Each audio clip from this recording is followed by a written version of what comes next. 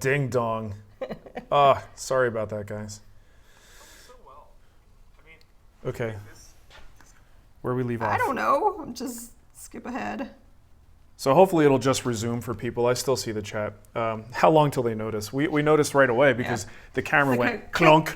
We're like, oh, that's not good. Is it? That's not the kind of sound you want. Well, we'll give it a couple of minutes. Who clicked the wrong button? Welcome back. You know what happened? I forgot to, so my laptop was plugged in, battery was dead, but it was at that point where it needed that extra little 1/16 of an inch push, and I didn't have it pushed in. Oh man, does that mean that a new stream's gonna start? It'll be a new stream if they're on the same page, because it's not an event. They're on the main live stream page. It should just reactivate for them. Okay. It would be different if it was an event page. But what I'm saying is after the fact. Oh yeah, it'll be 2 videos, I think. Sorry. Yeah. So I don't know what I was saying. It probably wasn't important. Should we just move on to questions? No, we were just saying, please, if you're going to build along. Oh yeah, there you go. And submit. Don't submit something that you made a month, 6 months ago. Yeah. It has to be for Woodworkers Fighting Cancer. You have to mention Woodworkers Fighting Cancer. Yeah, and if the design isn't exactly the same, that's okay. But if you say, hey, I built this for this charity event, my design is different, that's perfectly fine. We will still accept that. But we've already gotten people who've sent us submissions from like a project they did, a month ago, and it's like, dude, that's not the point. It's a very nice dog feeder, but that's not the point. Okay, should we go? Yeah, let's do some questions here. Chris Calnassi says, good morning, guys. Finally ran into an awesome deal on the MFT3 last weekend and picked it up. I know you mainly use yours for cross cuts on the track saw. Do you have any accessories aside from the flip stop that you would see as a must-have? Also, I saw a lot of people seem to be on the fence about the fence, and its ability to hold true 90 and use other jigs to keep it there. Have you run into this at all? Sometimes it could be a little bit finicky. Jay and I spent a good amount of time squaring that thing up this weekend, or not this weekend, earlier this week. And but once it's locked in, I usually find it to be pretty reliable for the most part. So I don't really have trouble with that, but I would suggest buying things that help you set it up. So if you get, I know Woodpeckers, it might be a one-time tool, but they had that big MFT square. I mean, it's very purpose-built for that, and it works really well to get your fence nice and square to the track square to the fence. You can also get Quaz dogs, QWAS. If you use Quaz dogs in conjunction with, just look it up. There's some videos on how to square up, how to square everything up. Those are really handy to have with the MFT. There are clamp systems, and especially if you want to use your MFT for other things like maybe sanding. They have low profile clamps that just drop into the dog holes and then you tighten them up and it holds 3/4 inch boards from the side, and then you could sand on top and it grazes right over top of those clamps. They're really nice low profile clamps. And then of course the ratcheting clamps that Festool sells, those are a really good option to have at the MFT. So it's all about really work holding are the accessories that I usually keep around for the MFT. But yeah, look into the squaring stuff. Oh, Jay's got a couple of them here. My lovely assistant. So these are Quaz dogs, and this is one of the ratcheting clamps that I mentioned. Is that a Festool thing? No, it's a separate company has made these as an aftermarket thing. QWAS dogs. QW. And then you can buy them in different sizes. What's great about this, because the MFT is, milled perfectly. Is that it? What? Well, you're getting things that look like Quaz dogs. Bench dogs? No. Yeah, they're not on Amazon though. Okay, I'm just gonna move on. Thanks. So if you have things that pop into all of these holes, they are a perfectly square grid. So if you have 2 of these on the fence and then 2 on the rail, and you're able to shift that rail over, and I actually use a little shim, a little piece of material to go up against the dogs on the side. You can actually use the table itself to help you square up. So you don't necessarily need a specialized square for that. And then that's the Festool. And this is one of the Festool ratcheting clamps. These are pretty great. That right there? Yep, that bad boy. Hey, I can add that to the Amazon store. Yeah, really nice. Okay, next question. Next 3 questions. I'm going to answer these quickly because David Wiggins is getting a little bit too needy. Wordy? A little too needy. No, These 3 questions, Nicole. 3? Don't you think that exceeds? That's all right. Exceeds the amount? He was going to give me something for the auction. But... Oh, in that case, we'll answer all 3. Okay, David has 3 questions. Can you do a video on building some drawers With Blum tandem motion slides, they're confusing at best to someone who hasn't ever done one. Yeah, no kidding, man. I have done a video on this. It's not on the free site, though. It's on the Guild. We did undermount, assuming you're talking about the undermount style. We did those on the executive desk. So if you don't have that yet, or maybe you do and you just haven't had a chance to see it, the drawers in that one were done using those slides. It is kind of a pain in the butt, but once you understand how to read their instructions, because their instructions are awful, it's not that bad. Okay, second question. I want to sum it up. He wants to build 3/4 inch shaker style drawer fronts and is looking for the best idea. Shaker style drawer fronts, if you haven't seen them, they usually have very wide rails and stiles, and we're talking about a drawer front, so it's not that big. So if you still have those wide rails and stiles, it leaves you with this tiny little panel in the middle. So there are ways, and he's suggesting things he's done in the past using like a plywood base and then gluing on strips, 1/4 inch thick strips, to create this illusion. That might be the best way if you're talking about simplicity and making it easy, because it's just like laying it over top of plywood, nice and stable. You okay? I was doing illusion. Oh, okay. I was doing my magical. I thought you said, oh, I was like, what's going on over there? No. And the other way to do it is just the classic frame and panel. It's a little bit weird because you got a little baby panel in there, but that certainly is a legitimate way to construct it. Outside of that, you could probably do more clever ways of having the panel be rabbeted and then having the frame outside rabbeted and they join together. But ultimately, they're all going to be kind of similar, and it's not that difficult of a drawer front to construct. The only time it gets we look like oh no, there it goes. The only time it gets a little bit more difficult is when you actually make it a true frame and panel. So, if we're pixelated, refresh your screen. Okay. I have some super chats. Super chats, okay. I have one here from LN LAJ, making a 2x4 sacrificial table saw finish. Edge 1/2 over blade, or is that right? What now? I don't know. What? How about you stop looking at your phone? No, you know what I was trying to do? I set up a little a shortcut to turn off all the cameras, and I can't find it now. So much for shortcuts. Yeah, I know. Where did it go? No, I thought it would be good for bandwidth purposes, but okay. Well. Right there. You were Making a 2x4 sacrificial table saw fence, edge 1/2 over the blade, raising blade for a relief cut, fence lifts instead of the cuts. Ridge carbide combo blade. I don't know what the question is. Okay, try to use complete sentences. Well, the problem is he only has so much room. Oh, the super chat only gives him so many characters? Yeah. Well, that's stupid. It makes it hard to understand. But if you do a super chat, you can always write more below it. Yeah. Well, here's the thing. If you've got a blade that's going into a literal 2x4, where we're talking about a pine 2x4, Doug fir even, and it's lifting the wood instead of cutting through it, that makes me a little bit concerned about your blade. I mean, a good sharp blade should just tear right through that stuff.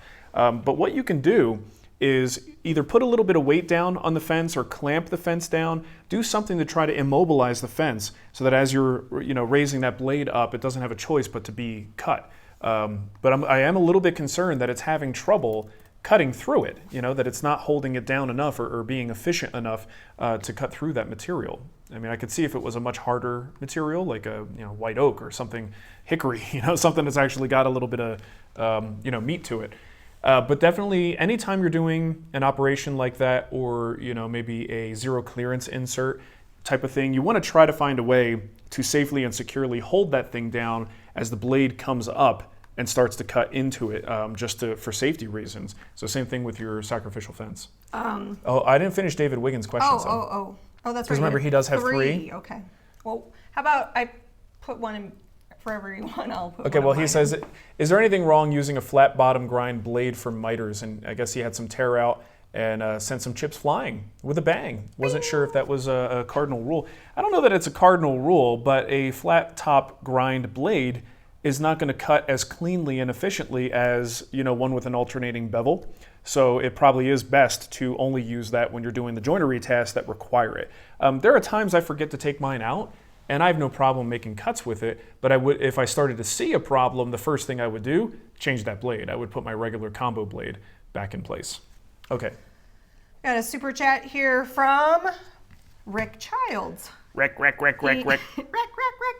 When will the root vegetable bin plans be available? I have Winky. no idea what he's talking about. So We were talking about it. My uncle made my mom a potato and onion bin. I know, but do you understand that my refusal to acknowledge that ever occurred? You're going to eventually do it. Okay. Whether it's now or a year from now. Yeah. It will be on the website. I like your decisiveness. I did an interview yesterday on, I should probably mention that just to give it a plug. Is it the Dad Chronicles? The Dad Chronicles Podcast. So there's a fatherhood podcast that I was interviewed on yesterday. Should be out today, in fact. It was a fun interview, and one of the questions was like, he asked questions of, like, really cool ones about like, how do we take vacations? Like as an entrepreneur, Yes. a business owner, how do you make time for vacations? And my answer, this just goes to like, it relates to your assertiveness. Yeah. I said, well, it's actually pretty easy because Nicole says, get in the car, we're going on vacation, and then we just go.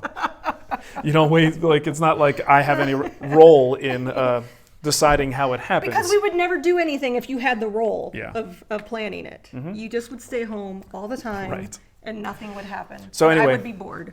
Alex is a really nice guy. I don't get Do to you know talk that- about fatherhood that often, So right? can I? Yeah, no, he was on that show. Okay. Yeah, I know Never the mind. whole thing. Okay. Really nice guy, great little podcast, and I'm actually going to catch up on it because he's got a lot of people on there who I want to hear their perspectives. Yeah, Wendy- Last episode was Scott's sister. Scott Johnson's sister, who is a licensed therapist, and Yeah. I love her. Yeah, she's So got some great perspectives. She does. She spent 5 years, I think, living in Sweden. So. It was funny too because he's like, this was so insightful. Like it's amazing how much knowledge you have and advice about fatherhood, and I'm like, anyone can sound knowledgeable Oh, and yeah. sound like they got their crap together in a Yeah. 45-minute interview. Yeah. I said, but I'm about to get off here and go scream at my kids because it's been a whole 45 minutes and I haven't heard any noise. I know trouble's a brewing. Like, so please, let's be He realistic. messaged me. He said, "Marc is such a good dad." I go, "Yeah, he is." And 45-minute spurts, I can be the best dad in the world. I'm father of the year, baby. I got the mug to prove it. Okay, let's answer more All right, questions, let's- shall more we? questions. Kurt Allen says, now that you've experimented with Osmo, would you consider using Pollock's oil and then top oil for an end grain cutting board, just the top oil? I'm not 100% sure about that, Kurt. Osmo is not a zero VOC, totally natural kind of finish. Like, there's still some nasty stuff in there, nasty chemicals.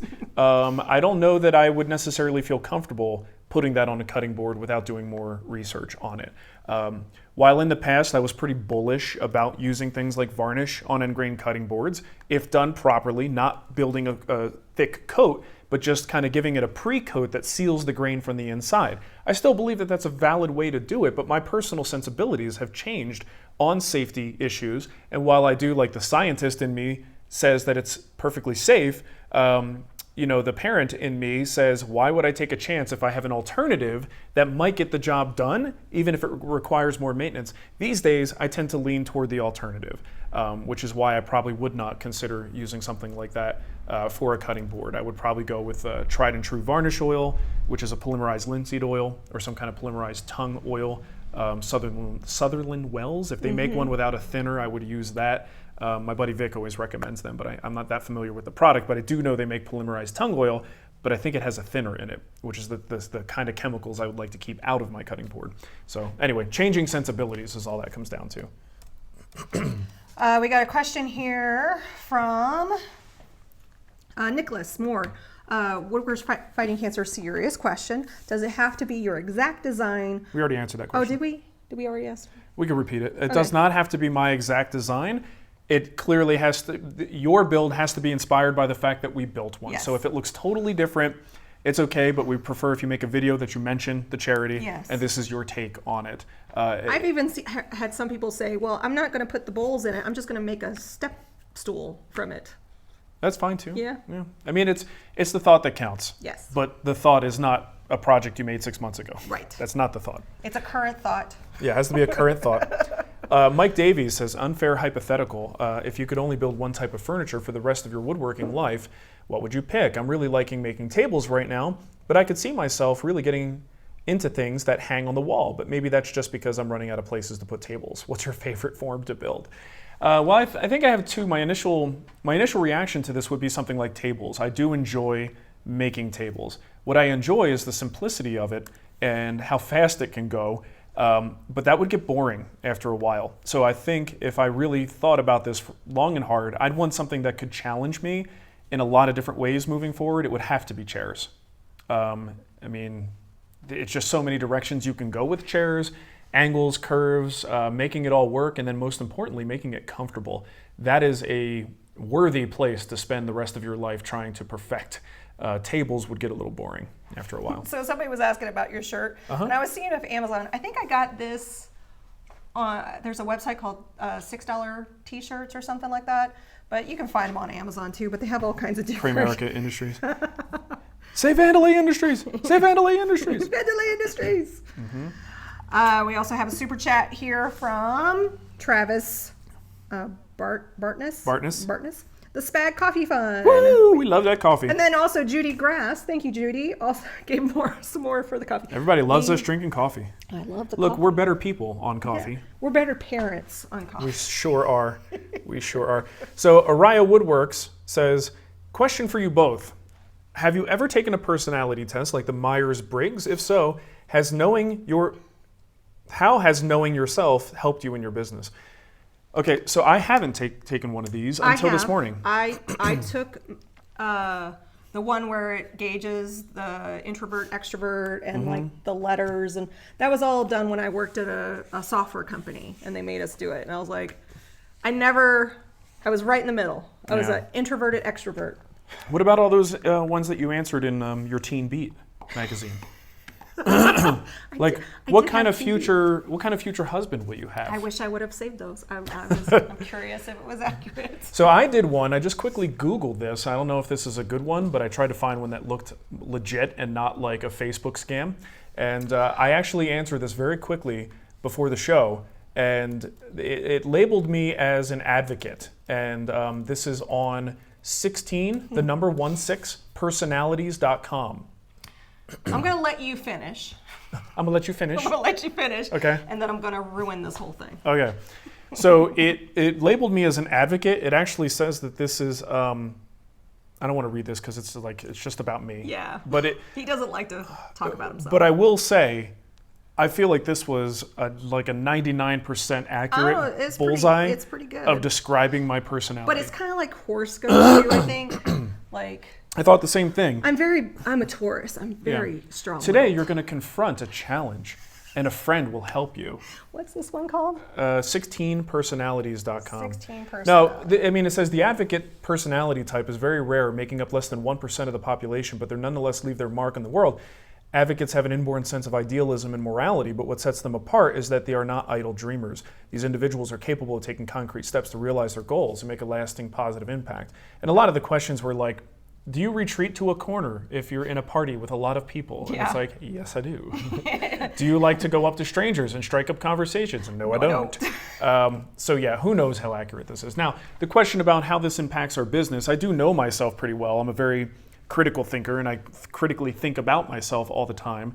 And I think that does play into our business strategy a lot. What's one of the most common things we talk about with our business and how my personal role in this impacts what we do? It's these live events. It's going to events. Some people who do what I do eat that stuff up. It charges them up. Yeah, they love it. Whether it's the attention, the interaction, just the celebrity aspect of it, quote unquote. Some more air quotes for you, Nicole. I don't know what it is, but that's something that they get amped up over. For me, it's a lot of work. It's emotionally a lot of work. I'm a natural introvert. I may fake it really well. Nicole has taught me a lot of tricks to cope with these situations so that I don't look like a jerk. Because a lot of times if you meet someone at like a book signing or something like that, you may walk away going, man, that person was kind of a jerk. In reality, it just might be that they're not a people person, but they're in this situation and they have to do this thing for promotional reasons, whatever it is. So I often find myself in those situations and I come back from it going, like, I say to Nicole, like, wait a minute, didn't we make this business? Like, didn't we design this business to do what we want it to do? Why do I so often find myself doing the things I don't want to do? And I fight that, because it's just a natural part of what we do. Companies and stores will want us to come out to the store. There's just good promotional reasons to do it. But if it's not part of your personality, if you don't really love that, it makes it an uphill battle for us. Well, like I said, I plan the vacations. He wouldn't go anywhere if I didn't plan it. I would go to Austin Hardwoods. The funny thing is, I'm on. There's times where I'm just like you. Yeah. Like I just want to stay home and play video You pee games. standing up. Not exactly. You sleep in your But underwear. just, I mean, there's times where, and it's weird for me because sometimes people energize me. Yeah. And then sometimes they don't. And it depends on the day for Yeah. me. So, and you can be both. Yeah. So. Well, I was really intrigued by that, and reading about this, it is that horoscope thing. It's a self-fulfilling prophecy. You start to see yourself in the description, so it's like you take it with a grain of salt. Yeah. But I was actually really impressed by how accurate a lot of this was with some of the things that may seem contradictory in my personality. I'll read a little bit more on that later because I want to reflect on myself. I'm going to sit in front of the mirror, half naked, and read this story about me. What was the guy? He'd look in the mirror. You're good enough. You're smart enough. Well, doggone people like you. The one I remember the most is the Michael Jordan one. Oh yeah, I don't remember the Michael. Oh, Jordan. how do you not? That's the one that made it like super funny. No. Because he's there saying like, I remember this. It's friggin' SNL Michael one. Jordan, Oh, and he's yeah. like, I'm good enough. I'm smart that's enough, right, right? that's right, Okay, that's right. you're with me. So, if you are not familiar with a show called Adam Ruins Everything, he actually does a whole thing on why the Myers-Briggs test is total BS. I'm going to put a link in it. It's very, and to get the history of it. Shut up, Adam. Like the history of those tests and how they came to be. Listen. It's important to know the history of things. He ruins everything, Nicole. I love him. Okay. He's my favorite. Let's see. Brandon go. Scarborough. Stuart Smalley, that's right. Brandon Scarborough says, hey, Mark, just wondering what you use to flatten your waterstones. Thanks. In the past, I used the DMT Diaflat. Basically the DMT stones, the nice wide plates, I would just use the lowest grit as a means to flatten my ceramic Shapton waterstones. Then I got an actual flattening stone. They're actually really expensive, but I eventually plopped down the cash and bought one. So now I use that, and I believe it's the DMT brand as well. Let's see. Okay, well, this actually is right on target there. Chuck Thompson wants to know, how has my approach to tool sharpening changed since the 2012 video that I did? It really hasn't. I still use all the same stuff, Shapton waterstones and DMT diamond stones for the rougher sharpening. Cool. So pretty much the same thing. Joe Clemmer, our good buddy Joe Clemmer, Our good buddy Joe. who changed my life with that spice. He did. Look, Joe, I'm actually thinking we have a neighborhood barbecue competition Tomorrow. this weekend, which, by the way, I am the year one trophy I should have brought holder. the trophy. You should have brought it, yeah, but it also says our neighborhood Yeah, on it, yeah, so we don't want to do that. But I have the trophy. I insist that it stayed on the mantle over the fireplace all year long, and I'm not looking to give it up this year. So I'm going to make my ribs. The problem is, I feel like I need to experiment with some of those rubs that you sent me, because the way that changed my perspective on chicken makes me think, like, what if one of these is just absolutely insane on ribs? So I might have to make a couple Insane racks. in the That's what I'll do. membrane. I'll make a couple racks. There you go. Different rubs on each rack and see what we think. The trick is not to forget which one's which is something I always do. I'll make multiples and be like, dang it, I didn't write down which one was which. Anyways. David Nichols did a super chat for us. Thank you, David. I don't see your question, but you said you were going to write it in the chat, so I'll keep my eye out for that. You know, it's funny, we just talked about Joe, but I didn't answer his question. Oh, sorry. I didn't even read Sorry, his Joe. question. We just talked about food. We're just talking how awesome you are. Joe says, looking back, what's been your most personally rewarding build and why? I've actually answered this a couple times, I believe, and I'm hoping I give the same answer.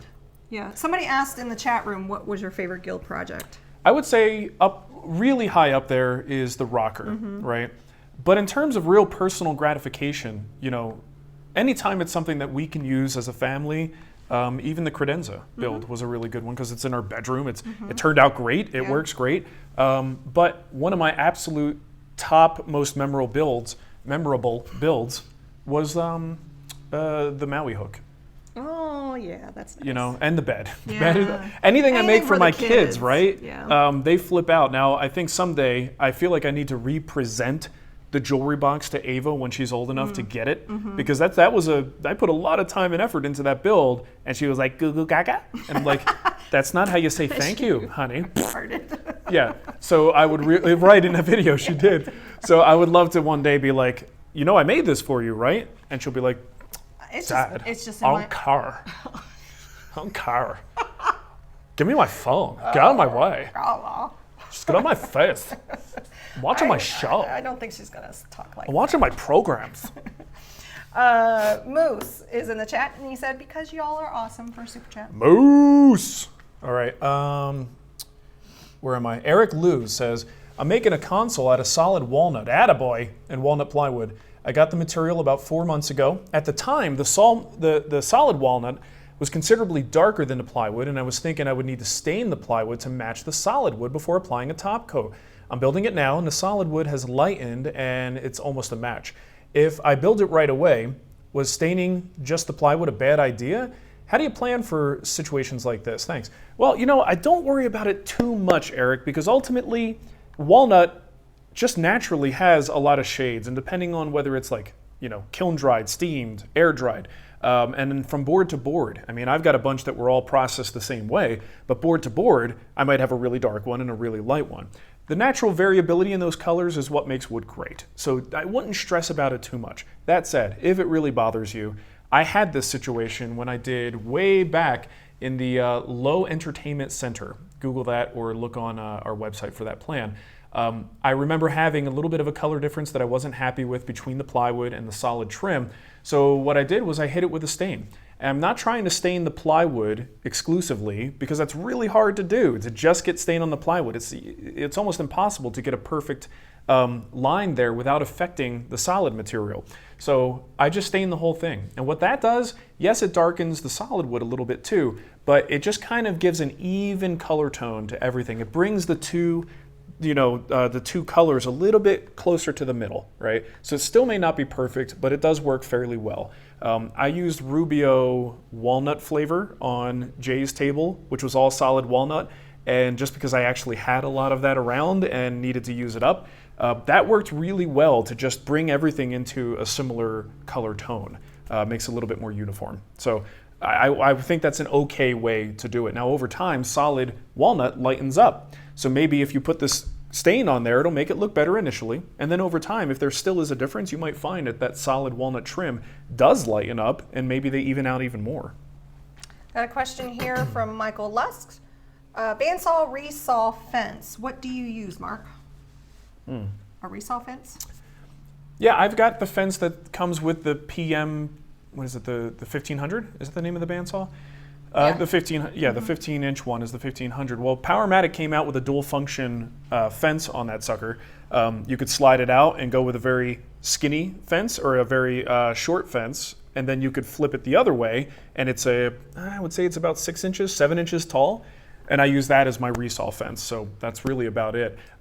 In a early video, again, going back to old videos, there is a bandsaw veneer cutting video that I did where I actually show how to make an auxiliary fence specifically for cutting veneers, which is also good for resawing. You should definitely take a look at that. What's it called? So what would be I the think keyword? like veneer. Bandsaw? Just search for veneer in my videos. Veneer. I think on making your own veneer. Maybe I called it. Oh, that's not good. I got to tell John. We Yeah. keep having server issues. Yeah, we are having some server issues. Wish you veneer or something like that. Cut your own veneer. Cut your own. Episode 16. Episode 16. That's 2007. Before YouTube even went HD. What, Yes. 3 years before they went Probably, HD? yes. This is one of the videos that you're probably going to watch and go, ooh, that doesn't look good. That looks a little grainy. That looks a little grainy. And we'd replace it if we could, but Yeah. there It isn't. It looks better on Amazon Prime. And on our site, we do have an HD download that you can download, and it won't be really HD, but it'll be better. It's HD-like. HD-ish. Ish. Okay, so Tim JB in the chat says, have you done any of the DNA tests to see if you found some relation to an old famous woodworker? Well, I don't think DNA tests work that way. Yeah. I don't think they tell you who you're related to. Unless you're on the show, I think it's maybe the History Channel, where they take dig. celebrities and show them how racist their Their ancestors. history, yeah. But on this DNA test, I mean, isn't most of it anonymous so that you might Yeah. find DNA relatives, Yeah, maybe. but they don't say, this is Joe so-and-so, You were born from Joe Woodworker blah, in blah, blah. West Virginia. I don't know. But yeah, we have done one of those, and I was not that surprised with Yeah. my history. I only have, I'm 50-50 Hungarian Finding and your Italian. roots. There it is. Thanks, Jason. So my history is a little cleaner than this mutt over here. She's all over the map. Germany. It's crazy. Yeah. And I am 0.4%, I think, Yeah. sub-Saharan African. There you go. Which was a bit of a surprise. And here, how much stock do you put in these things, though? I mean, I trust DNA. What I don't trust is the company that's running these tests. Right. I have a lot of faith in DNA. Okay, where are we? Do you have more questions? I have only one more from Okay, good, 'cause Stumptown. I've been just collecting a ton.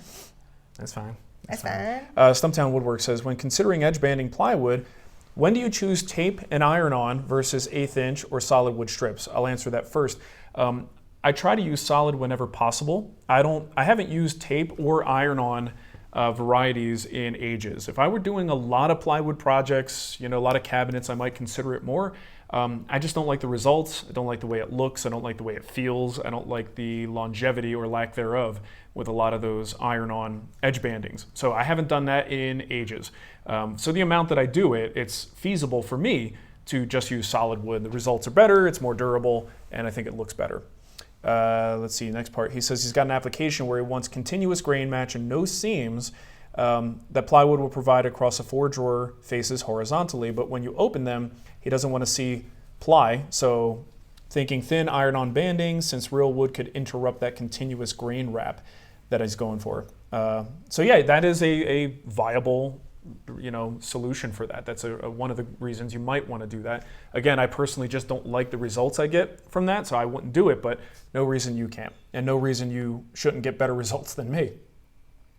And on add-on question, have you ever used FastCap stick-in edge banding? Nope. Better than iron-on. Nope. Never used it. Nope. Nope. Nope. Okay, I am done with my questions. All right. I have 4 super chats, and then I have a ton of other questions that I just pulled. Chase Moore wants to know, can you explain the sale of projects already out? Looking to buy the Rubo.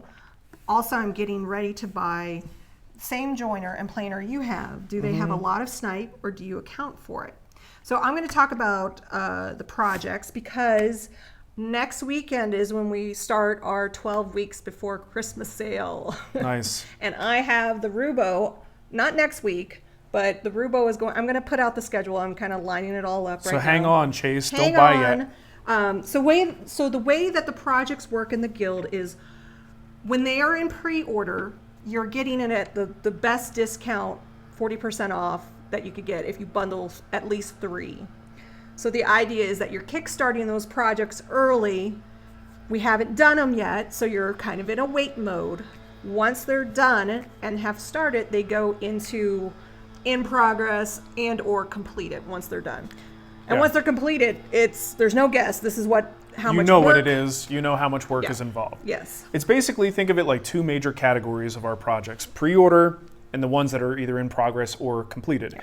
And the categories affect the discount, right? So you get a bigger discount on the pre-order stuff, but they don't mix. So if you add 1, 2, 3 pre-order projects, you get the biggest discount. On the finished project side, the ones that are already completed, they have a separate discount structure, and you need to add 1, 2, 3, 4, however many. Look at the top of the website, and you'll see your discount build as you go. And you add 1 more, the discount goes up to a maximum. I think it's 25%, 20 or 25. I think it's 20.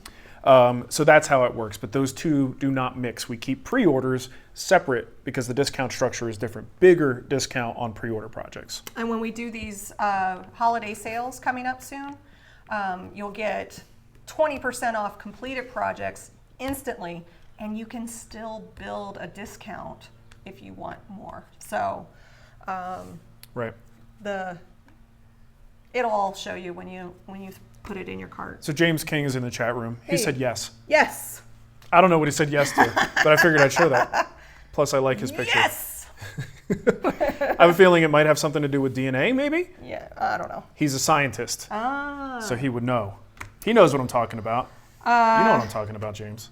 Is it Johnson? Johnson? Who? Crafted wood. John. Yeah. Johnson? Yosin? There's no N. Yosin? Josin? Josin? Who cares? Oh, I'm sure he does. Oh, okay. Crafted workshop. Sorry, Yosin. Thinking of stepping into a Lie-Nielsen jack plane. Ah. Hey, speaking of, are you going to give me some Oh, jack? should we announce? Am I going to give you some jack? Heck yeah, I will. Are you going to give me those planes? I'm going to jack you up. Get out of here. Any recommendation thoughts on different blades to pair with it? Yes. Okay, so here is the Lie-Nielsen jack plane. Now, this is going to be, I haven't announced it yet, but I'm going to be putting some of my planes into the WoodWorkers Fighting Cancer auction. Because the auction's going until October 20th. Yeah, this is one of them. Oh, it is? Yeah, so Yosin Crafted Workshop, if you want to bid on this exact one will be available. It does come with a couple different blades. So just keep that in mind. If you haven't made your purchase yet, you might be able to make the purchase, get this one. And I'm not a hardcore plane user. I do use them periodically. So it's in great shape. I think you'll, except for the time that I dropped it and broke the handle and got a new one. But anyways, blades. Yeah, I actually like the extremes. I mean, they usually sell a couple different bevel angles on the blades. Now, for folks who don't know, the low angle planes like this, you're not using the bed to really establish the angle, you're using the bevel angle because it's a bevel up plane. So if you have a higher bevel angle on there, it's a little harder to push the plane, but you might be able to plane through more difficult woods, difficult grain without tearing out. The lower angle is maybe a little bit more aggressive and cuts cleaner, but you might have more tear out. So you can kind of change the blade out, have one like at 25 degrees, one at 35, one at 50, and you could change the blade depending on the material you're working with. So for me, I recommend getting the one that it comes with. I believe it's usually a 25 degree grind, maybe 35. I can't remember. So I'm confused. If this is Lie-Nielsen, what are you doing? I'll explain it in a minute. Okay. All will be revealed. All right. And then I get the 50, right? So I have the two extremes. I want the low angle and then the higher angle, and that usually covers me. Now you can get one in the middle if you want. You can usually, especially with the Lie-Nielsen, they sell a tooth blade if you're into that sort of thing, and then also a scraper blade. So it's a plane iron with a square edge on it, and then you can use that as a scraper. And I've got, I think, all of those, and those will go with this auction. So yeah, that's something. And I'll something try to look get the forward to. auction up later on today, and I'll announce it through his Instagram account. Yeah. Okay. So what am I doing? Like, why am I getting rid of my planes? Yeah. What's going on? All right. Because I do ridiculous things sometimes. Yeah, you do. Sometimes I just like having something different and new so that I have experience with it. I could talk about it. I understand that. I've said for years, as much as I love Lie-Nielsen and they make fantastic tools, when I get that question, should I buy Lee Valley, Veritas, or Lie-Nielsen, the way I describe it is Lee Valley, Veritas, they make classic tools with a new spin on them, right? So if there's some creature comfort improvement that they can make, they'll implement that and make a new tool. Lie-Nielsen is sticking to the classics. They play the classics. So they take the classic Stanley planes and just make them times 1,000 quality level. They're insane quality level, but they are the classic plane. My personality type is way more Veritas than Lie-Nielsen. So I have for a long time, that personality test actually mentioned that. Yeah. It was like the third bullet point. It's like definitely more Lee Valley. Veritas than Lie-Nielsen. So this has nothing to do with supporting one company or the other. I love the folks at Lie-Nielsen, and they're fantastic. They make great tools. But I just wanted to try the Veritas stuff with the PMV11 steel in there so that I could talk about it a little bit more. So what better way to do this? And look, I'm in a super fortunate situation when it comes to tools that I'm able to say, well, let's take this, let's get some money for the charity, and I'll just buy some new stuff. And this is not being sent to me for free because those companies are, well, you don't get free stuff from them. No. Ask Shannon. No. Look, if you want to make money, don't be a hand tool woodworker on YouTube because you ain't getting anything from anybody. Yeah. All right. So anyway, these are going to be available. I'll probably have the jack plane up for auction, my number 7 up for auction, my smoother, this low angle smoother, I think that's the 62, is going to be up for Nobody's auction. going to bid on our lunch. They're going to be like, I'm going to put my money in Yeah, I this. want those hand I planes. want those hand planes. Screw that stupid lunch. Probably my rabbiting block plane will go because I'm going to keep my shoulder planes. So I don't really use that very often. So there's going to be quite a few, and that's the reason why. And not everybody's in that kind of a position to just kind of dump a whole set of perfectly good planes, but I'm super lucky to be able to do that, and I want to play with some PMV11, baby. There you go.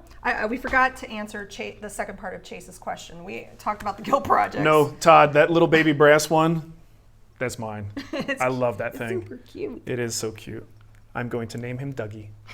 It's my little Dougie plane. Okay. We didn't answer. He's getting ready to buy Same joiner and planer you have, do they have a lot of snipe? How do you account for it? Snipey. Okay, well, my planer does give a little bit of snipe, not a lot. So you do have to kind of account for that. Sometimes just having a board run in behind it, so if I have a whole series, it might only be the first and the last in the series that get affected by it. So it's usually something I don't have, it's not severe enough that I really have to like cut the ends off. That's the worst case scenario. Sometimes I'll just throw them through the drum sander really quickly if I'm really getting picky about it. Jointer, zero snipe whatsoever. But snipe on a planer is one of those things we fight constantly. Google it, look it up. There are ways to help, prevent it, but it doesn't always work out that way. So, hold on a second. Oh. James King mentioned something. He said, we'd love to donate a full set of Thor hammer woodworking mallets from Exotics for the WoodWorkers Fighting Cancer auction, and we'll pay for the shipping.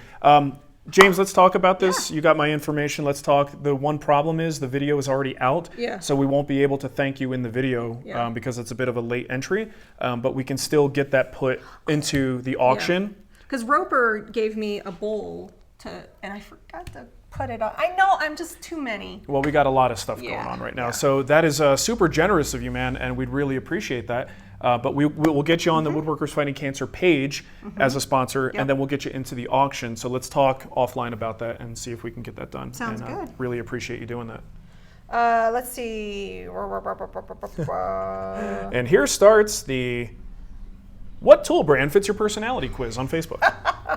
We should start that. Daniel, get that going, man. Don't make it. It's a phishing scam. Hey, remember we talked about the YouTube thing? Did you hear the reversal of the YouTube verification policy? Yeah. I'd like to think I had something to do with that. You had nothing to do with it.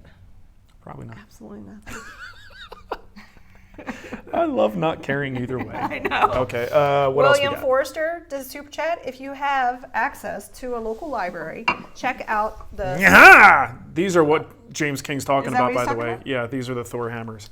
Check out a Psi test database to find an assortment of instruments, including personality.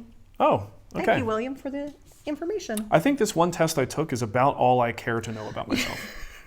Generally speaking, I'm already in my head 24 hours a day. Yeah. It's not the best place to be. I don't need to really hone in on it. Yeah. Moose wants to know, coffee, ground or whole, if I send you some. Are you sending us some? Ground. We do ground. I mean, because we're lazy. Yeah. We have a grinder, Yeah. but we're lazy. I mean, maybe we should go beans because we also don't have a chance to drink it that quickly. We do have some beans, but we use them as a decoration. We have one of those drawers, the- and we didn't build this kitchen, the previous owner did, and it's got one of those things in front of a big bread drawer, right? And it's got a little compartment in the front that you fill with stupid colored pasta or beads, or I don't know what the hell you put in there. Yeah. But I put coffee beans in there because I thought it looked cool. So we do have a lot of coffee beans. Some coffee beans. Those are our emergency coffee initially beans. we were putting the kids' lunch boxes in there, and it just didn't look right. It looked really stupid. Okay, what else? Alan LAJ says about sacrificial fence, must be ridge carbide grind, blade is sharp, number 1 grind, woodworker 2 work. What? I don't know what I'm saying. I know I'm saying words, but they don't make sense to me. So he's basically, it sounds like he said, he asked the question about that sacrificial fence, Yes. and that the woodworker 2 worked. Yes. Okay. But, okay. Alan, just type out your question. You don't have to do super chat. I promise. You don't have to pay money to clarify questions. Right now. He says, and then he did another one. He just said, I'm a dummy. I didn't remove the riving knife. I forgot to even mention that as a possibility because I didn't consider it, but that definitely would make a difference. Yes. Think about it, folks who might not understand what we're talking about. I have no idea As you're raising the blade up into something for a sacrificial fence, if the riving knife is there, a lot of times that riving knife sits just a hair above the blade. You can't go. It's not going to work. It's just going to keep lifting it up. So I'm glad you found a solution. And let's get something straight with Super Chats, okay? Mm-hmm. We love those. We really appreciate them. But Nicole is monitoring the chat room and grabbing questions, so don't ever feel obligated to give us a super chat. That's not the reason. Yeah, or a clarification. I will say that the super chat will guarantee that we'll read your question, but we don't want to present that as you have to do this to get noticed. We will try to grab every question that we reasonably can. Oh, the lion coffee. Did you get the lion coffee? I Yeah, did. Doug, we did. I tried it. We said thank you on the show. Yeah, we did when we showed it on the show. I believe it was a coconut, like a toasted coconut or something. And it came from Hawaii. And I did. Nicole didn't because she's always drinking Dunkin'. She can't depart from her Dunkin'. But I did try it. I got a little French press that I like to use, and the coffee was delicious. So thank you, sir. And actually, I'm not a big fan of coconut, just generally as a flavor. But if it is like when you're talking about aromatic type flavors in coffees, I tend to be a little bit more flexible, and I'm very interested to try the coconut one to see what I think about that. But like cakes that have coconut on it, it feels like I'm just chewing on a baby toenails, right? Little baby toenails, and I'm like, oh, Ava, clip her nails somewhere else. You know what I'm talking about? They're just like little.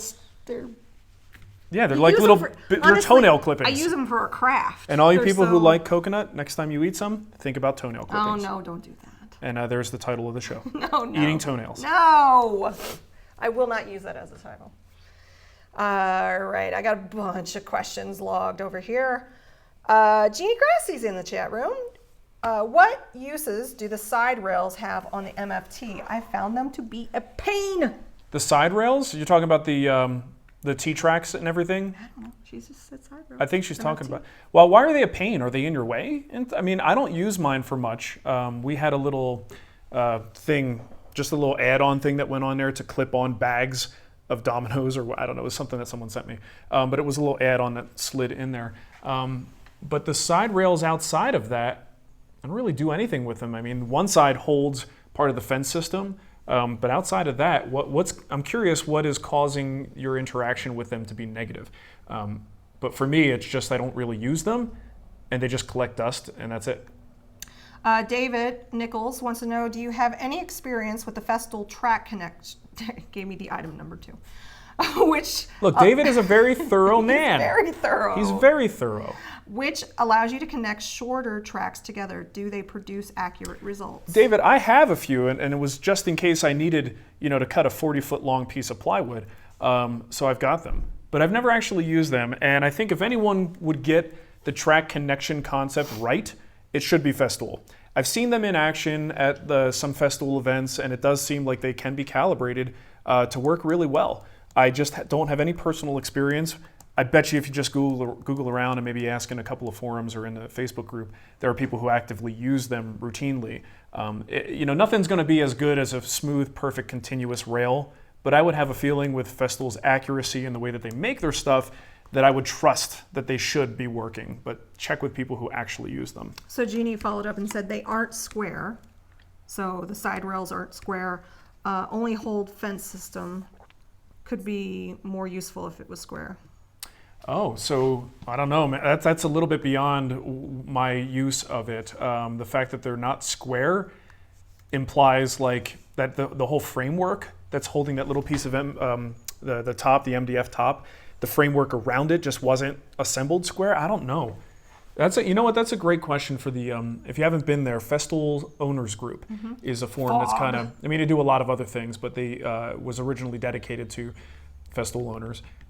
These are people who live and breathe green, and you might check there. Kevin Windsor said, my Festool track connectors work fine. You won't notice the joint during the cut. There you go. That's what I thought. Thank you, Kevin. We have one from Matt Van Overloop.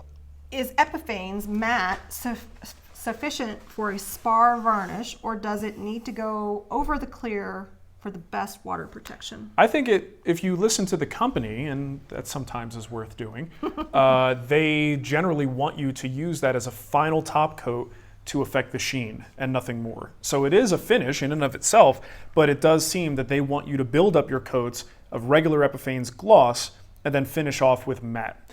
Doesn't mean that you can't go with the matte, but if you do, you're kind of going against their instructions. Now, why? If the matte is the top layer of defense against elements, you would think that it should, if that's all you used, should be good enough. Part of it might be a clarity issue.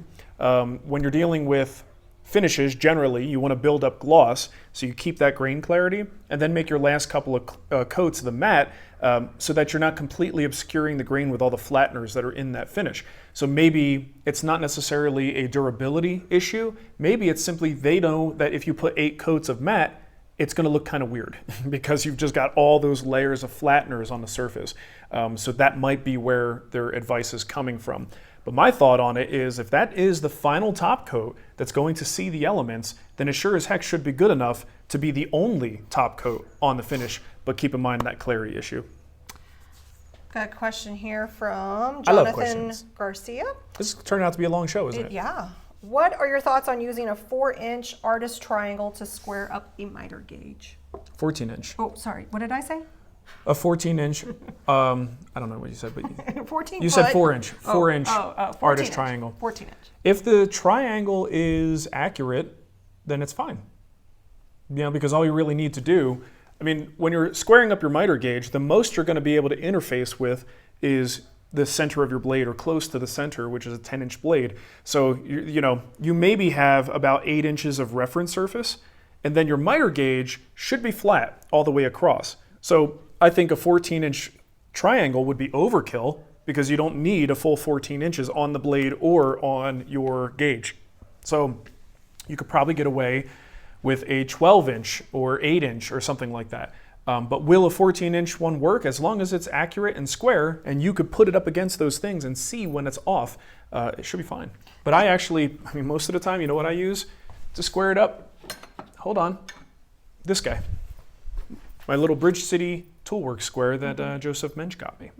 It's one of my prized possessions, Joseph. Aww. Thank you very much. And that's really all I need to fit because I'm not getting that much reference surface on the blade anyway. Daniel wants to know, I just got the Infinity Tool Zero clearance on my chop saw. Oh, nice. I see you have a board screwed into your chop saw fence sometimes. Do you keep it there all the time I do. or remove it? I like to keep it there. Zero clearance on the chop saw makes a huge difference in cut quality. So basically what we're talking about is putting a sacrificial piece of material on the stock fence that comes with the saw. So it's just a vertical fence. We're not talking about the platform. Putting that there allows me to kind of move it in. If it gets chewed up, I just tap it in a little bit more and it makes that back end of the cut a lot more clean. If you don't have that there, you usually have that like angle shape wide open back to the saw, which tends to lead to a lot more tear out. So I do try to keep that on at all times until I chew it up and there's no more, then I get another piece and put that back on there. I have a 3/4 inch piece of material. I recommend going with 1/2 inch if you can. The thicker it is, the more width you're gonna eat up in your cut, right? So if you can get away with 1/2 inch, go for that. And especially mine isn't a slider, so I wind up with, eating up 3/4 of my potential cutting depth. Hey, what's the situation with the jet saw? Do you have info on that yet? I just got the email that see that thing. they just released a miter saw and a benchtop drum sander. Okay. There it is. I want more details. Okay, I can reach out. I want to see dust collection. See, here's the thing. Yeah. The thing that will make There's me... dust collection here, but I don't see. Well, that's the drum I sander, don't though. see dust collection on the other. The thing that's going to make me Wait a jump... minute. There is something. There's a hose. Yeah, there's dust collection, but Okay. that doesn't mean it actually works. Okay. Just because there's a hose connector does not mean it's going to work. The laser. Ooh, a laser. That is one of the things that Portable. will make me jump to another miter saw because I like to change miter saws like I change my undies. If another company besides Festool can come up with really solid, out-of-the-box, solid dust collection, I would try it out. And that Makita one that came out like last year or the year before was really close. They had some good dust collection. It looked great, but they couldn't quality control that thing worth a damn. And I unfortunately, because of other alignment issues, I had to send I think I went through 3 of them. Yeah, you and did. all of them were messed up, and they kind of refused to acknowledge the issue. So I won't go back to that. But hopefully other companies are paying attention and realizing that people do want good dust collection built in, not as an afterthought. They don't feature it. They just say accuracy, versatility, and portability. If they're not featuring it, then I don't think they did a whole lot to With it. improve it. Usually that's something you want to brag about that. Yeah. Let's see. We got a question here from Worth Effort, Sean. Before YouTube, us who claimed self-taught learned from books and magazines. Now it's all video. Any area of the craft you think a newbie shouldn't try to learn with these self-taught mediums, chainsaw juggling. Oh, that's a hard one. That I mean, is a hard because one. YouTube has Everybody learns differently too. Everyone learns differently, and YouTube has really brought a lot of opportunities, but also a lot of risk, because you don't know who you're learning from. You don't know their background. Quite often, and I'm one of the people who has, guilty is not the right word, I've done this, Right. is that they are teaching something they just learned. Yeah. Or they're regurgitating something they just saw in another video. Right. Let's take this back. Where does this history start? It starts in 2006.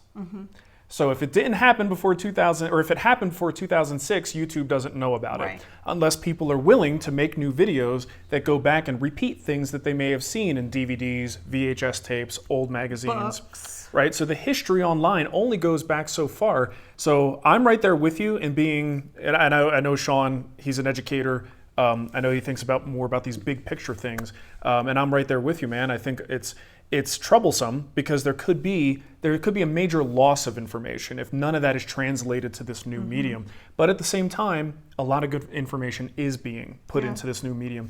So as far as things I wouldn't trust, it's hard to say. I think it's all fair game. I think it's the source that matters, right? So, and that's a hard thing for us as consumers of this content. It's hard for us to pick out and decide who to trust. Not Ted, that's for sure. I would not trust Ted. They've got, so I see all the spam that comes in on our YouTube channel, and they are really tricky. They're getting even trickier now because they'll say, I just love your Wood Whisperer channel, blah, blah, blah, blah, blah. And then they'll put a link and it's like, buy these 16,000 plans, blah, blah, blah. It actually looks like someone took the time to make a real If Ted was an actual relevant comment. person, I'd punch him in the face. Yeah. Ted McGrath with your stupid blonde beard. He's not even a real guy. He's probably some model. No, he's not real. You think that's a digital? I think that's a real I'm sure that's stock photo That's of a somebody. stock isn't it? photo. I would love to find out. No, I refuse to believe it. Ted McGrath. Ted know. McGrath is a real person, Nicole, He is not a real and he lives in the Bahamas, in a mansion I would love. that's underwater now. Wasn't it Bahamas that had that storm? You know that show Catfishing or Catfish, where the guy goes and they track down the person they think they're having a relationship with, but it's like not the real person. Yeah. I want that with Ted. I want them to do that with Ted. Track down Ted for me, Catfish. But what do you guys think about this? Like, if the history of the medium only goes back to a certain point, and most of the people harnessing the power of that medium are not of the older generation, it's all newer people. And a lot of times I'll say things like David Marks, and they go, who? Or What? you could say Sam Maloof. Nakashima, Sam Maloof, Eshrick, Krenov. There's a lot of names that you realize this new community hasn't been introduced to them. Now, if somebody makes a video about them, then suddenly everyone knows. Yeah. But it's a lot of history is going to be lost in the sort of transference to this new medium. Yeah. And that is concerning. But what do you guys think about that? I mean, here's the other thing. What's the alternative? Yeah. Because if a lot of the old guard and these older woodworkers are aging and maybe not interested in these new mediums, if they're not bringing that information in, at least someone's trying. Yeah. At least we're this new generation of people making these videos. They're trying to spread the word, but are we spreading bad information? And there's no. We had a whole thing about the whole vetting thing. Remember that a bunch of years ago? A number of years with fine ago. woodworking. Yeah. There's no vetting process other than maybe a little bit of social proof. Yeah. But outside of that, how do we judge what is worthy? Yeah. And even with me, I've been here for a long time. That buys me a little bit of credibility. But ultimately, maybe I'm BSing you. You don't know. I'm not. I'm trying not to. I think. So My personality test says that I like to help people. So I got interested in an app that the younger folks use called TikTok. Fascinates me. TikTok, what? You don't stop? What? Go ahead. You're really old. So I've been on TikTok, and it's like 800 million users, but they're all really young users. There's some older users on it, but it's mainly geared towards younger people. Me just saying this probably lost them 100 million users because the kids are like, well, it's over. Yeah. But anyway, I've been on there, and it's just fast clips. It kind of reminds me of Vine. Here's what I noticed. You know those chain letters that would go around where it was like, Oh yeah. Send this to 10 people. I found we had no idea what was in the closet. Click the next video to find out what we found. They were everywhere in this, like old chain letter things being reborn in this format. It was crazy to see, but that is the medium that the kids are in. Right. And they're all looking for views and likes and comments. So I think it's interesting how old eventually does get cycled into the new. Hopefully. So anyway, enough of that. Daniel Learn. Oh, we just already did his. Ken Smith wants to know when you're doing the next Woodtalk booty call. It's a good question. It's quarterly. Yeah? When's the next quarter? I think we're Soon. Yeah. Basically, whenever I pay guild instructors, I Yes. go, oh crap, we got to do a Woodtalk yeah. episode. Hey, what's this? Check out this great place to stay. And okay, Jason is looking for lake houses for us to have a long weekend. Marc really wants to recreate the Great Outdoors. I do. Movie. I want to sit in a chair. I want Jay to act like a businessman. Yeah. Right. So would I be? What do you see? Would I be the Chet Ripley? You would be Chet. You think? Yeah, you don't think I would be like the slimy Roman Krieg? Who would I be better at? I don't know. I don't know. I think I'm personality-wise, I'm more Couple of Chet Ripley. barbarians. Come out in the middle of nowhere for a week and live like a couple of barbarians. Because I'm the wife. Yeah, you would be. You actually look a little like her. I see trees. I see trees. Okay. What else we got? Scott Cox, what broom do you use to clean the shop? It's a red one. No, With black bristles. You use a vacuum, a shop vac. No, he asked about a broom. Oh. That's not a broom. That is a vac. We use a red handled broom with black bristles. That I got from Costco. I don't know what brand it is. Actually, it was Sam's Club. Yeah, you know what's interesting? The funny thing, we're talking about this education stuff, and Brian Benham, and by the way, I didn't mention it in the post, but Brian donated his time to do the plans for us for the WoodWorkers Fighting Cancer charities. So thanks, Brian, and I know you're busy over there. Thanks for showing up to my book signing in Colorado Springs, by the way. Just busting balls. But he made a good point, that a lot of times the content that becomes the most popular these days are the people who play the game, when the game is frequent weekly content, very short. And now you contrast that with someone like Sean, and Sean's channel is Worth Effort, right? As an educator, he talks like an educator. He speaks well, he explains things, he takes the time to explain them, but that's not what's popular. So when people are making content for these platforms, they have a really difficult decision to make. Even if you are naturally an educator, are you going to take the time to educate and get lower numbers deliberately? You know you're going to get lower views than if you made these things faster, more flashy, and made things more frequently. It's a very difficult thing for people to justify spending that time doing when you know it's going to be for fewer people to see, and your channel will not grow as fast as other channels. And we walk that balance all the time, because I too am naturally an educator. I want to explain things and take the time to do those things. But I know for the success of our channel, we have to dial things back a little bit. So it works for us because we have the guild as like our university level stuff, and then the things on the free site, it's a little bit more surface level. We don't get as deep into it. I will say it was a little disconcerting when I did see a project come in and say, I didn't share this in the guild group because I don't think it's guild worthy. And it was a nice piece. Yeah. So anything's guild worthy. It is. The guild is not about snobbery, it's about learning, Learning and sharing and connecting with other woodworkers. But to put a bow on that is where some of my apprehension about the future of this stuff comes from, is the fact that people like Sean, who are doing the work of trying to pass on the details of the craft, a lot of that stuff gets lost in the white noise of trying to get more attention, more views, more likes. Also have to mention that Scott says I want to be struck by lightning 66 times in the head. All right. Oh goodness. Great movie. I love that movie. Great movie. Kevin Fitzpatrick, box joints. Didn't you just do something on box joints on Instagram? Yes. Cut, sand, assemble, or cut, assemble, sand? What's your preference? Cut, assemble, sand. Cut, assemble, sand. Yeah, whenever we're doing joints, dovetails, box joints, they're never going to be perfect. I've got to sand after it's together to make sure everything is nice and flush. Michael said, I interrupted today's lecture for my high school students to watch your video. And as an educator, I felt it was the best decision. I will concur with your decision, Michael. I fully support you interrupting your high school lecture. Here's the thing, they weren't paying attention anyway, so. They were on TikTok. It's fine, yeah. They're actually closing their TikTok accounts because they heard that Nicole is on the platform now. So there goes that fun. It's fascinating to me. It's a fascinating medium. Yeah. Jim Harder says, do we have any Essential Joinery books left? We do. We do. So we have, okay, so here's what happened. We still do have some flawed books.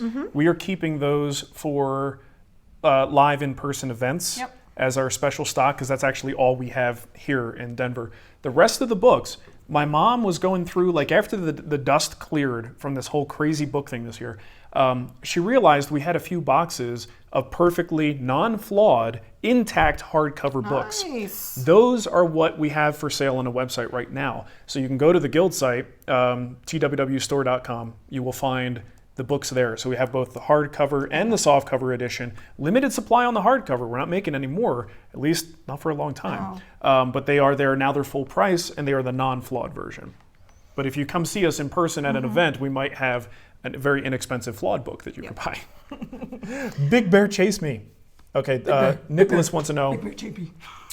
The real question is, does Marc operate the broom or vac, or is that solely on Jay now? That is solely on Jay now. Yes. In fact, Jay's so good that when I start to vacuum, he tells me to stop.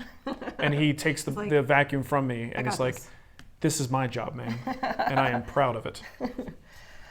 Kevin Tony, as I attempt to progress from a beginning woodworker, I'm accumulating more and more offcuts. How do you organize your scrap? By project, by size, by type of wood? By pile. By pile. That's pile 1, that's pile 2. Yeah. We have a couple of shelves, and now we have vertical storage. I organize it basically, I try to keep it by species, certainly not by project. We do keep our scraps together while we're working on a project. So Jay is really good about just kind of the little teeny tiny finicky stuff that gets in the garbage. Anything that's of a decent size, we put on the side because you never know when you're going to need it for something. And then at the end of the project, it gets put into the next phase, which is the shelf. If it's a big enough piece that we want to save it, it goes on the shelf, organized by species. If it's not enough that we want to save it, it goes into a very large Rubbermaid style tote, like one of those big giant ones. And then we give it away to someone locally. And that's something that we just started doing. So a local woodworker who is, we actually had one person come out so far. Yeah. I wasn't here, but I heard that she's very nice. And she gave cookies. Gave us cookies. Will Hooper, hey Marc, what size dust collection, Big. CFM wise, would you recommend for a 20 by 20 shop? I'm the wrong person to ask that question to. I don't know the numbers. Your tools will all generally have a CFM rating for what they require.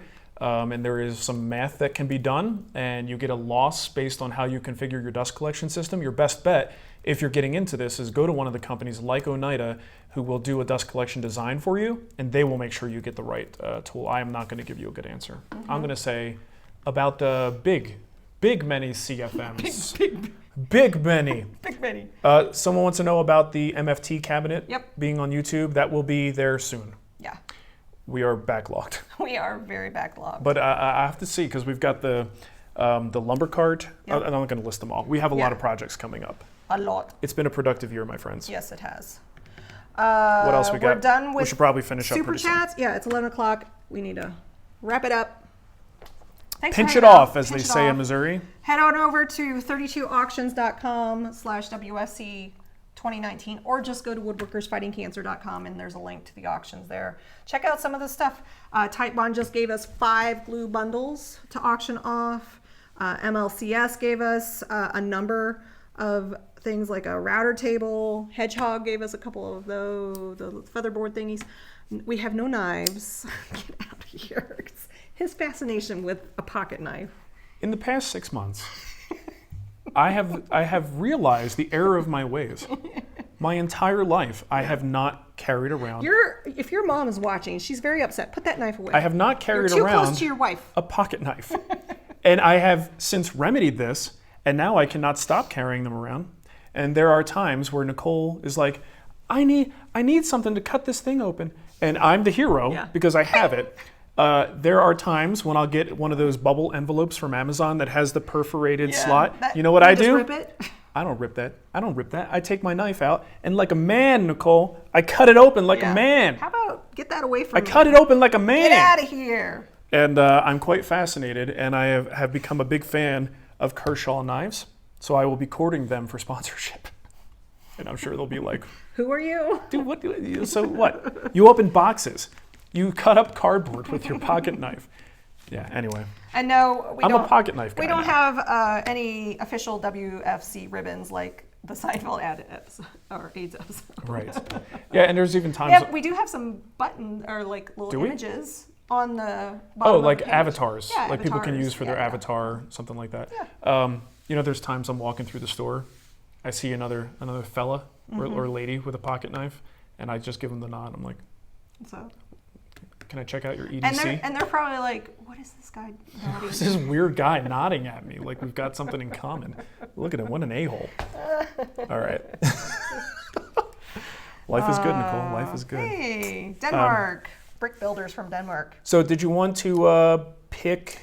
See, look, Tim agrees. The leak is his EDC. I don't even know what that means. Look, I'm just going to talk to my people now, okay? I really like the leak, but you know what my favorite is? The chive. That little baby chive is the cutest friggin' thing. It's so tiny, you might accidentally swallow it. Oh my gosh. But Tim knows what I'm talking about. What is it? I'm gonna put it on our Amazon, since you brought it up on Friday Live. Yeah. You could put, look up Kershaw leak and Kershaw chive. Let's start a whole category for Marc's pocket knife collection. His pocket knife. By the way, This you one? guys, Yep. Jay's idea, and you guys should probably see this coming soon, is probably like a pocket knife holder or display case. Oh yeah. Right? Yep. Because I'm starting to need one. Okay, yeah, this was a good show. Thanks, Michael. Today was a fun show.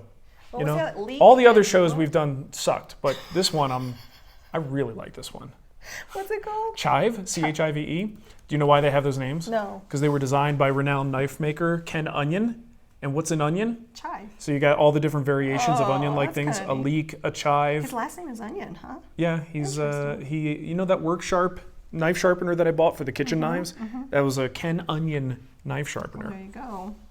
Yeah, it says you purchased this item Because I did. on August 30th. Yeah.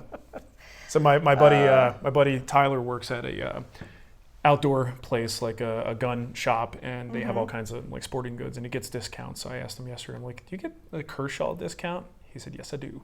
I said, now we're best friends. Okay. Well, thanks everybody for hanging out. Yeah, like Eric says, thumbs up, y'all. Dollar bill, y'all. Man, I hate that this is 2 videos. It'd be hard to... Life is tough, Nicole.